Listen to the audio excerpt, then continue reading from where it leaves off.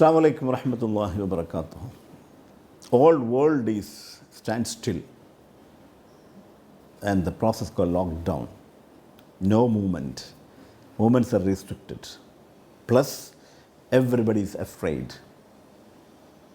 Than the fear of coronavirus, the fear haunting us is resultant economic downfall.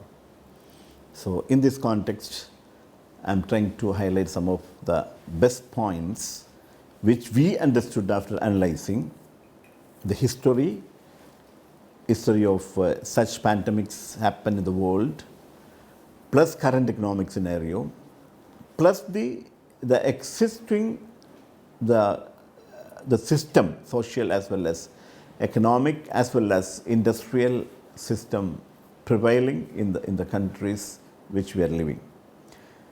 You cannot jump into the conclusion without analyzing what happened in the past when such pandemics happened. The best example to quote is 1920, when the Spanish flu was creating havoc in the world, which resulted in 50 crores of people infected and 5 crores of people lost their precious life. But soon after that, you see that British Empire was expanding across the world. Even in India, they were expanding. They were forming East India Company, they were creating railway networks, they were expanding. So, when we look into the much dangerous pandemic, Spanish flu, and you have to compare the Spanish flu with the COVID-19, what's happening now. So, Spanish flu, soon after the Spanish flu only, Industrial Revolution 2.0. That means the Industrial Revolution such as the printing technology, manufacturing technology, the expansion of the road network, rail network, telegraph, this happens just coinciding with the Spanish flu 1920, and the people who were spearheading such expansion and development was the British Empire. They were ruling most part of the world that time. So, instead of economy going down due to such an destructing pandemic, economy has really grown and a lot of people got job, lifestyle has changed, the most country got better living atmosphere, better living facilities, even in Kerala. In 1920 only they put the foundation stone for the major economic activities called the Cochin Port. So, similarly, if you look into the COVID-19 and if you look into that, the 200 countries got affected by COVID-19 and many places economically having real problem. So, is it going to prevail for long or is it going to get controlled? So, when we compare the Spanish flu, we can say that this is only and it's going to prevail only short time and economy definitely going to boost. So, if you take India as an example where we live in, see, during this pandemic only, the world digital companies like Facebook and Zuckerberg has invested in Indian companies like Reliance JioMart. So, if the economy is going to go down and things are going to fall apart, do you think that such big investors will look into India for the higher investment?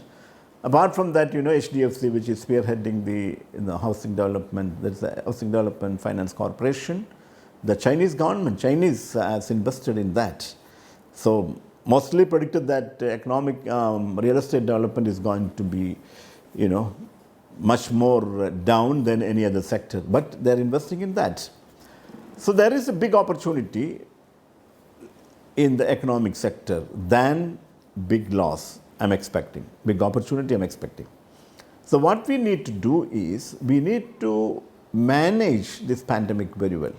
In the sense, we need to control the community spread. That is the biggest challenge we are facing now because of the lack of sufficient healthcare systems across the country. It's a fact. Even the place I'm in, Kerala, though they manage it very well, if that community spread happen, doesn't have a sufficient place to accommodate the people having problem. So we need in the health sector, we need better better investment, many people are looking at India for that, and that is why most medical production is happening in India. You know the story of hydroxychloroquine and remdesivir, all such medicines. I was told that more than 100 companies are getting medicine from India, that India's pharmaceutical sector is very strong.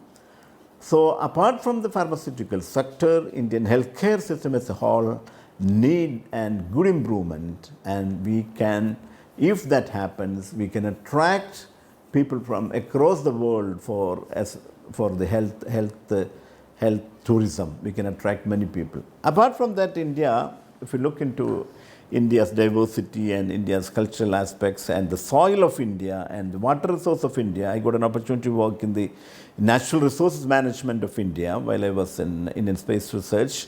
And the satellite picture shows that India's natural resource is very rich compared to any part of the world. So it's our next strength. India's next strength is its population. We have 130 crores of people. So there is a richness in the natural resources, and there's a richness in the human resources. If this can be properly exploited, I am sure that India can emerge as one of the strongest economy in the world. See, if we take an example, Indian agriculture sector, if we take it, before the product, agriculture product from the farm, before it reaches to the consumer, it was told that 30% is got wasted. It's not able to reach destination because of the inefficient and lack of sufficient supply chain management system. So we need that strong investment in that area.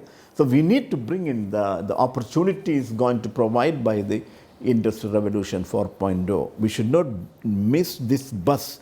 India definitely missed the bus of Industrial Revolution 2.0 and Industrial Revolution 3.0. India still remains as a consumer. That has to go. India has to emerge as a producer. And the producer means India can cater to the people of India itself. 130 crores people need many things in the industrial sector, in the textile sector, and in the food sector. So India can become self-sufficient in these essentials. India definitely will emerge as an economic power in the world. That I don't have any doubt on that. So we need to properly manage the God-given resources as well as the abundance in the human resources. If we can properly manage it, and we can become self-reliant in all sectors without depending on any country. And not only that, India can even export things to the other world the way we are exporting now. Much more we can export. And the Kerala also, it has got a good opportunity. Kerala healthcare system has proved its efficiency, and by properly managing and controlling the community spread, Kerala also has done it very well. Because of that, Kerala's healthcare management system is got appreciated by world media. And if that can be maintained properly, and we can attract many foreign people, many tourists towards Kerala also for providing better healthcare system. So I don't feel that there is a panic in the economic side. We need a proper management, and we need to properly utilize the resources that we have and put into action. We can emerge, or we can overcome all the problems we may face due to this pandemic. Not only this pandemic, the resultant economic slowdown, which is primarily due to the lockdown. People are not moving. The farmers are not able to go and work in the field. So we need to have a proper plan put in place and make use of the resources available to us, blend it with the human resource what we have, and we can definitely emerge as one of the power, and we can definitely overcome the pandemic what we're facing today. Thank you very much.